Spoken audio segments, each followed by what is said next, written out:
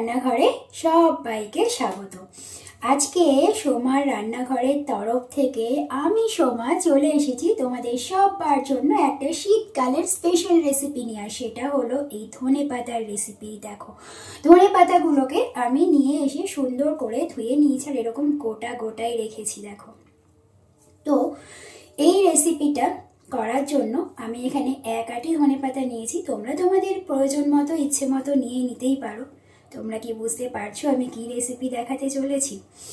এখন তো শীতকাল মানেই বাজারে ধনেপাতা অল টাইম একদম অ্যাভেলেবেল। যদিও এখন গরমকালেও পাওয়া যায়, তবে শীতকালের ধনেপাতাটা কিন্তু বেশি টেস্টি, কি তাই তো? তো চলো এবার এই ধনেপাতাগুলোকে দিয়ে আমি কি করব সেটা দেখে নিই। দেখো, ধনেপাতাগুলো কিন্তু একদম এরকম রুটসটা একটুখানি আছে, তো আমি খুব ভালো করে ধুয়ে নিয়েছি। নিয়ে এবার এটাকে সাইডে রাখলাম। এবার এরকম একটা আমি বড় দেখে বোল নিয়েছি, যার মধ্যে আমি বেসনের ব্যাটার করব। আর বেসনের ব্যাটার করে যাতে আমি এই ধনেপাতাগুলোকে এরকম ভালোভাবে ডিপ করতে পারি, তাই সেরকম জন্য একটা বড় দেখে বোল নিয়েছি।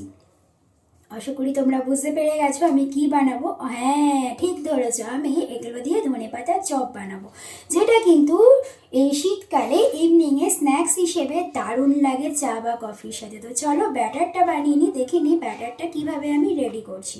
প্রথমে দেখো 4 টেবিল স্পুন আমি এখানে বেসন নিয়ে নিচ্ছি।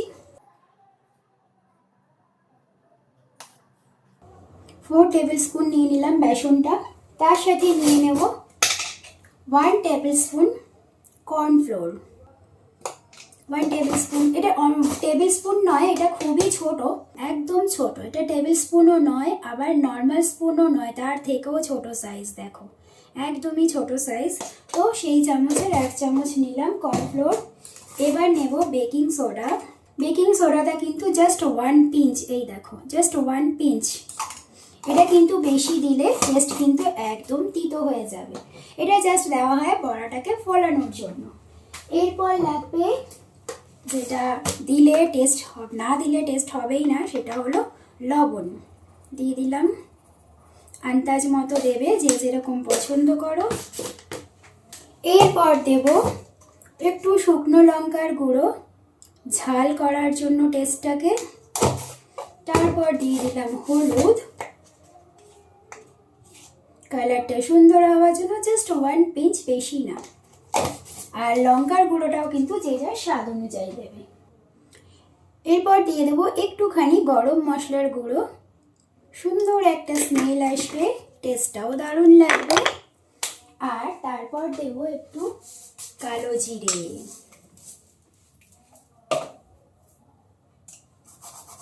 কালো জিরেটা জাস্ট এরকম করে দিয়ে দাও।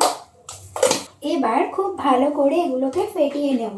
এই যে জল দিয়ে দিচ্ছি, খুব অল্প অল্প করে দিতে হবে জলটা, না হলে কিন্তু ব্যাটারটা পাতলা হয়ে যেতে পারে। সেই জন্য খুবই অল্প অল্প করে ব্যাটারটাতে জলটা মিক্স করতে হবে। একেবারে বেশি দিয়ে দিলে না, ব্যাটারটা একদম পাতলা হয়ে গেলে তখন কিন্তু আর ভালো হবে না চপটা। খুব ভালো করে ফেটিয়ে নিতে হবে যাতে একটুও লাম্পস না থাকে। আমি এরকম একটা কাঁটা চামচ নিয়ে নিয়েছি, সেটা দিয়ে ফেটাচ্ছি। নর্মাল চামচের থেকে কাঁটা চামচ দিয়ে বেশি ভালো হয় ফেটানোটা।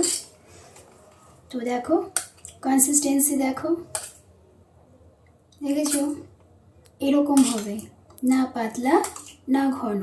এবার কড়াইটা গরম করে নিয়ে তার মধ্যে কিন্তু সানফ্লাওয়ার অয়েল দিয়ে দিলাম। আর তেলটা কিন্তু একটু বেশি করে নিতে হবে, যেন একদম ডুবো তেলে বড়াগুলো ভাজা হয়। তো সেই জন্য দেখো আমি বেশ অনেকটা তেল নিয়েছি। আর তেলটা গরম হতে হতে ততক্ষণে আমি এদিকে ধনেপাতাগুলোকে রেডি করে নিচ্ছি।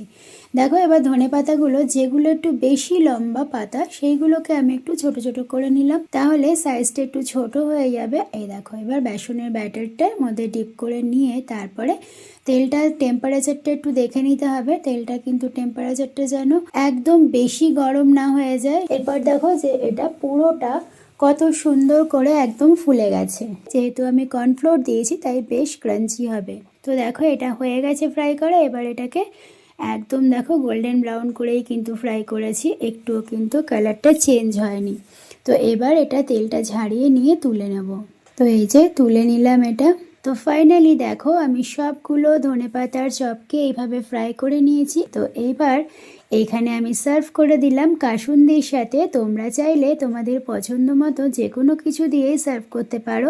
আমি কাসুন্দি দিয়ে সার্ভ করেছি, তোমরা টমেটো সস দিয়েও সার্ভ করতে পারো। আর যদি ভিডিওটা ভালো লাগে তাহলে কিন্তু অবশ্যই আমার পেজটাকে ফলো করে, আর ইউটিউব চ্যানেল থেকে দেখলে অবশ্যই চ্যানেলটা সাবস্ক্রাইব করে পাশে থাকা বেল নোটিফিকেশনটা অন করে আমার পাশে থাকার অনুরোধ রইল। Thank you for watching and bye by.